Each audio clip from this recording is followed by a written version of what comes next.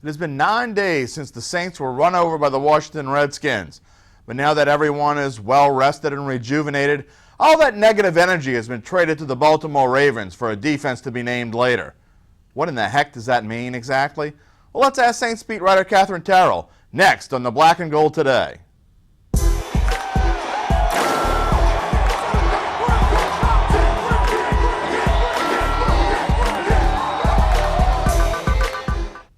Welcome to the Black and Gold Today, sponsored by Cadillac of New Orleans. I'm your host with visions of stuffing and sweet potatoes in his head, Jim Derry. The Saints have returned to work and are preparing to make their best of the final 6 games of the season. With just 3 teams ahead of them in the win column for the final playoff spot in the NFC, making it to the postseason is not out of the question, but it surely remains a long shot. By the time Sunday's game has been completed at Houston, we'll know whether long shot has been upgraded to doubtful or downgraded to all but mathematically eliminated. Let's see what the expert thinks. Time to bring in Saints beat writer Katherine Terrell. And Katherine, we're probably the only 2 people in the media even talking about this, and you're the only one doing it because I'm forcing you to. But Atlanta's loss Sunday, the Saints are just 2 games behind the Falcons for the final playoff spot in the NFC, and a 6-0 or 5-1 finish, and who knows, right? Well, I think the Saints have some proving to do first, but you're right. Who knows? Maybe they'll turn it around. Maybe. I'm trying to give everybody a Thanksgiving treat, you know. Work with me a little bit here.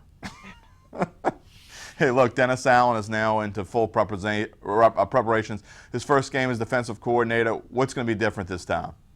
Well, Dennis Allen likes to blitz a lot more, which Sean Payton is a big fan of. But I can't think that the defense is going to be very changed. I think Allen and Ryan were working together on the defense, which ultimately fell under Sean Payton. And unless Payton wants to drastically change something, I don't know that they'll have something very different. Maybe they'll be able to execute better for whatever reason. I don't know, but don't expect something wildly different on Sunday. Well, do you expect to see a spark from the defense? Do you expect them to be a little bit more fired up, maybe play a little bit more, I don't know, reckless isn't the word, but I mean, do you expect them to maybe get going a little bit more and gain a little bit more confidence? Maybe so. I think a lot of times when a coordinator or a coach is fired, you see that team come out the next week and play better. It doesn't always last, but often it does have a one-game spark because the other team doesn't exactly know what to expect from you. Also, I think that they're embarrassed that they played badly enough to get their defensive coordinator fired. A lot of players feel that that falls on them. They said that last year when Payton was thinking of firing Ryan. So, yeah, I definitely think that there could be a spark from this. And really, we've talked about this before. I think we talked about it during the bye week. But, you know, the offense hasn't exactly been world beaters either. They've only scored 1 touchdown in the last 6 quarters. And, you know, they've got to figure out something as well. Right. I think that they've just been really inconsistent. On their best day, you see what the offense can do with 7 passing touchdowns. But on one of their worst days, which we've seen some of recently, they really just are inconsistent. They'll be great one quarter. They can't score the next. So really, until they put it all together, I don't think we've seen the best of this Saints team. And although Drew Brees matching up against that line and matching up against J.J. Watt, usually this is the kind of game, though, that Drew Brees kind of takes charge and gets things going. So I think we'll find out a lot about the team in this game, don't you think? I think that you definitely could. You find out how they rebound from this, but yeah. They haven't exactly rebounded before.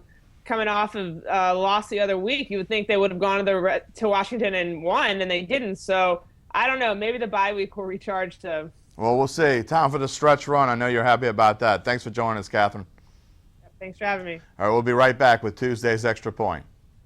What's one of the nicest things that comes with your new Cadillac from Cadillac of New Orleans? 0% interest. Get 0% interest on all new Cadillacs, now at Cadillac of New Orleans. New owners, new attitude, on Lime Street in Rye in Metairie. For today's Extra Point, we'll look at how the Saints have fared after a bye week. Well, this is just the 21st season in which the NFL has even used a bye week, and overall, the rest has done this team well. They are 12-8 all the time after a week off, and last season's 24-23 loss to Detroit ended a 5-game winning streak following the bye. We'll see how those numbers translate this season, especially with the big change on defense. That's it for today. Come back tomorrow when we'll get Jeff Duncan's feel for what is to come this week against Houston and beyond. And we might just ask him for a little prediction of the Turkey Day games. Come back and see us, and don't forget the pumpkin pie. See you Wednesday.